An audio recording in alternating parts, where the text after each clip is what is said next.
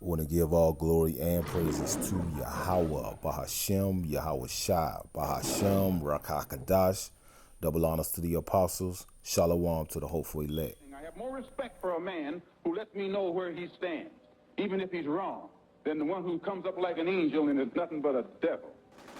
It really was about organized hatred. 100 years ago, a shadowy group called the Black Legion amassed power and a sizable following across the American Midwest. Historian Dana Frank tells Inside Edition Digital. The Black Legion was a, paramilitary fascist clandestine organization that was founded in the mid-1920s. It was an offshoot of the Ku Klux Klan. I think a lot of people have heard of the Klan, but not of the Black Legion.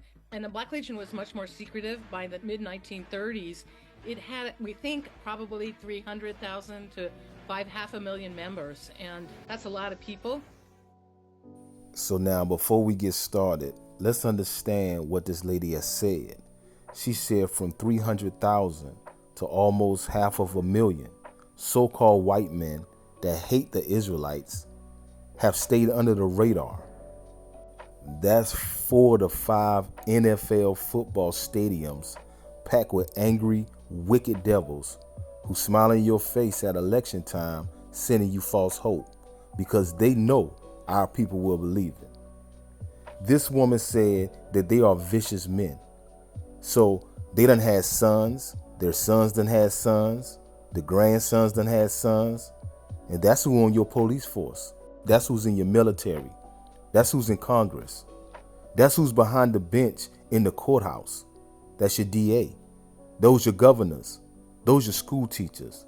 Those your church preachers. And so forth. Remember, they are hidden and do their dirt according to their profession. So from back then to now, all their things that they've done to us has been recorded and sent to the Lord. And I believe that any father will have a problem with anyone touching their children. And we are the apple of his eye. Revelation 17:1. And there came one of the 7 angels, which had the 7 vials, and took with him, saying unto me, Come hither, I will shew unto thee the judgment of the great whore that sitteth upon many waters. Speaking about America, we know that judgment is retribution and punishment. And calling someone something a whore is derogatory. She can't stay home. But a great whore, everything comes through her first because she's in everyone's home. Verse 2, with whom the kings of the earth have committed fornication, and the inhabitants of the earth have been made drunk with the wine of her fornication. You see, these countries have indulged in slavery in some form or fashion against the Israelites with the help of America. And they have even allowed a custom and doctrine to grow in their lands, knowing that it's against the Heavenly Father, all for the merry and for the mighty dollar. Verse 3, so he carried me away in the spirit into the wilderness, and I saw a woman sit upon a scarlet-colored beast, full of names of blasphemy, having 7 heads and 10 horns. America, that's you. Ain't no way you're gonna get around it. Sitting on top of NATO and the EU, always plotting against the children of Israel and posing as the Heavenly Father and his son. Okay, a tactic he used to manipulate the minds of the masses. Verses 4 and 5. And the woman was arrayed in purple and scarlet color, and decked with gold and precious stones and pearls, having a golden cup in her hand, full of abominations and filthiness of her fornication. And upon her forehead was a name written, Mystery Babylon the Great, the mother of harlots and the abominations of the earth. Listen, everything America, Esau, Edom got, they stole it. And see, they hate the Lord. They hate the Lord due to the fact that they were not given the blessings that we were given. So they're going to hold that perpetual hatred. They're going to change the name of the Lord. Even the images to throw the people off. The Bible speaks of it, calling them to be deceitful. That cup of theirs, meaning that rap sheet, is filled to the top. It takes up the whole page. Her character, her actions, and her history is written all over her face. You can now read about it. You can now see it on the movie, like the one you're seeing right now. Verse 6, and I saw the woman drunken with the blood of the saints and with the blood of the martyrs of Yahushua. And when I saw her, I wondered with great admiration. You see that right there?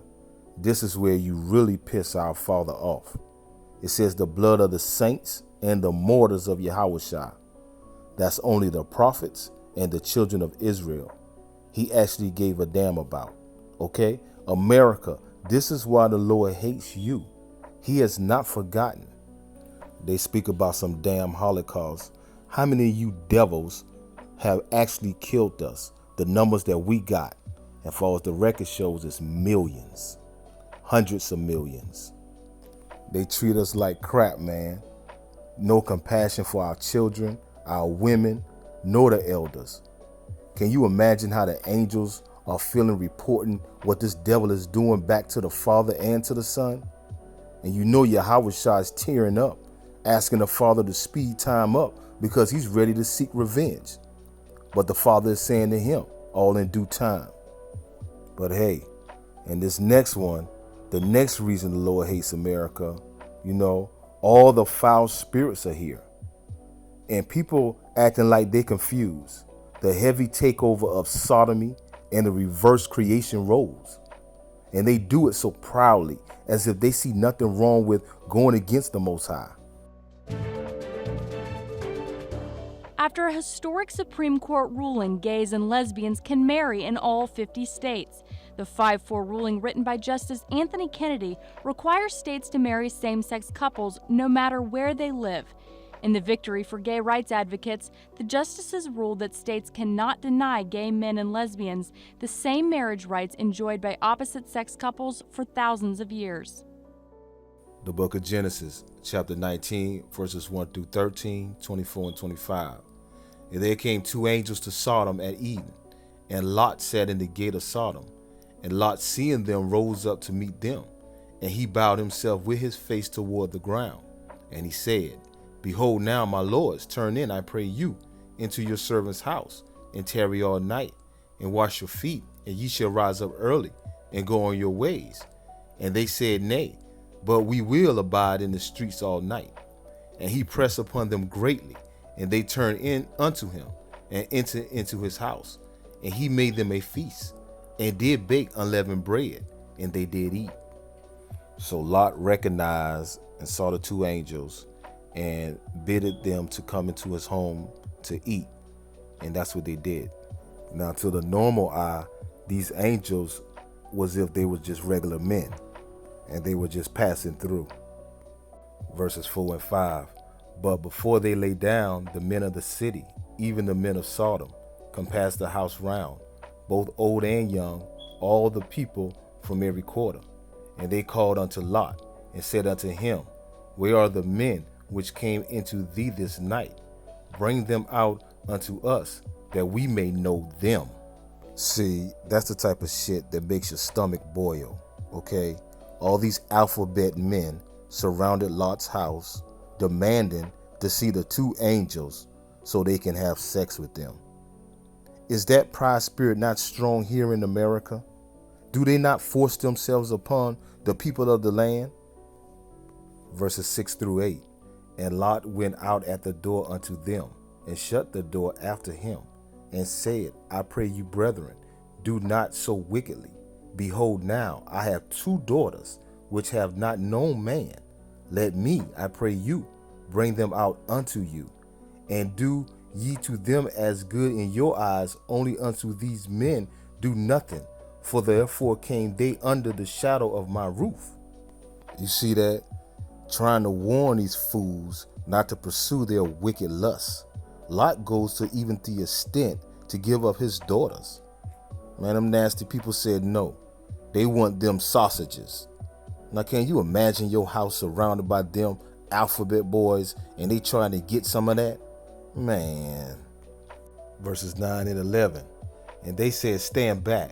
And they said again, This one fella came in to sojourn, and he will needs to be a judge. Now will we deal worse with thee than with them? And they pressed so upon the man, even Lot, and came near to break the door. But the man put forth their hand and pulled Lot into the house to them and shut the door. And they smote the men that were at the door of the house with blindness, both small and great, so that they wearied themselves to find the door. So you see how they act when they can't get their way? Violent and calling us homophobic. Man, knock it off.